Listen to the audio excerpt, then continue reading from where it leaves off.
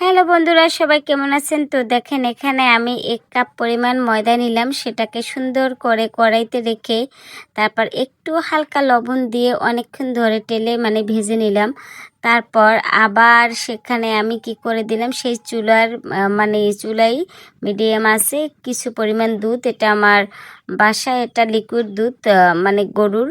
আর এটা কেনা না, কেনা কোনো লিকুইড দুধ ইউজ করি নাই। তো এটাকে সুন্দর করে আমি জাল দিয়ে, তো এটার ভিতরে আমি কি দিয়ে দিয়েছিলাম সম্ভবত কর্নফ্লাওয়ার।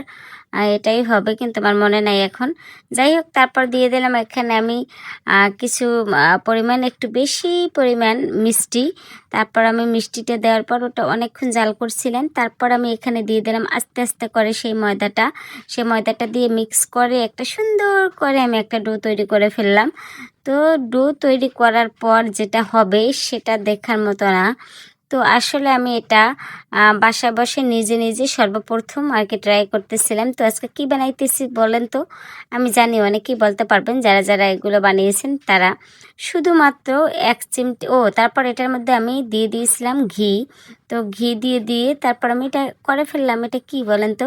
অবশ্যই বলতে পারবেন। আমি জানি অনেকেই, এটা আমি সন্দেশ তৈরি করেছি নিজের হাতে। তো এটা আমি বাসায় তৈরি করলাম এবং নিজের হাতেই সব কিছু শেষ করলাম। তো কেমন হয়েছে অবশ্যই জানাবেন। তো এখানে আমি কোনো ধরনের ফুড কালার ইউজ করিনি, যেহেতু আজ আমি প্রথম বানিয়েছি, তাই কেমন না কেমন হয় এইসব চিন্তা করে এভাবেই করলাম। আল্লাহ হাফেজ, সবাই ভালো থাকবেন।